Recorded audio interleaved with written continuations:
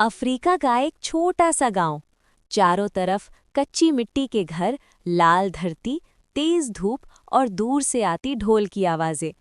गांव के बच्चे खेल रहे थे और औरतें अपने रंग बिरंगे अफ्रीकी कपड़ों में पानी भरकर घरों की तरफ जा रही थी। इसी गांव में एक औरत रहती थी, एक गहरी त्वचा वाली अफ्रीकी माँ, जिसके चेहरे पर हमेशा एक अजीब सी शांति रहती थी। पर उसकी आंखें उसके अंदर के तूफान की कहानी बता देती थी। कुछ महीने पहले ही उसने एक बच्चे को जन्म दिया था। बच्चा मासूम था, खूबसूरत था, लेकिन गांव का कोई नहीं जानता था कि उसका पिता कौन है। गांव में बातें उड़ने लगी। औरतें एक दूसरे से फुसफुसाती, मर्द दूर खड़े होकर इशारे करते और बच्चे भी सवाल लेकर उसके घर के बाहर खड़े रहते। लेकिन वो औरत हर सवाल पर चुप रहती, हर ताना सुनकर भी चुप रहती, जैसे उसके दिल पर कोई बहुत भारी बोझ था। एक शांत सुबह, सूरज धीरे धीरे आसमान में चढ़ रहा था। हवा में मिट्टी की खुशबू फैली थी। उसी सुबह वो औरत अपने बच्चे को हल्के कपड़े में लपेटकर घर से बाहर निकली। उसके कदम धीमे थे, जैसे वो खुद से लड़ रही हो। बच्चे का चेहरा सूरज की रोशनी में चमक रहा था, लेकिन माँ की आंखों में आंसू छिपे थे। गांव की दो अफ्रीकी औरतें जो पानी लेकर लौट रही थीं, उसे देखते ही रुक गईं। ये बच्चा लेकर कहाँ जा रही है? कुछ ठीक नहीं लग रहा।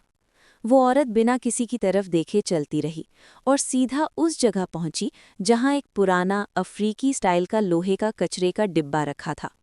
उसने अपना कांपता हुआ हाथ आगे बढ़ाया, ढक्कन उठाया। बच्चा हल्का सा रोया और जैसे पूरा समय थम गया हो। गांव के कुछ लोग उसे देखकर चीख पड़े, तुम पागल हो गई हो, ये क्या कर रही हो? औरत ने किसी की तरफ नहीं देखा।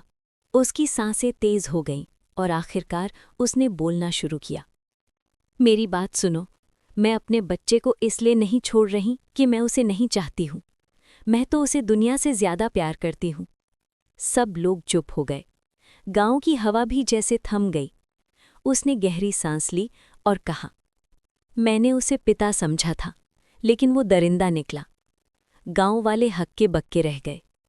ये बच्चा मेरे अफ्रीकी शिक्षक का है, वो जिसे तुम सब इज्जत देते हो, जिसके आगे बच्चे सिर झुकाते हैं।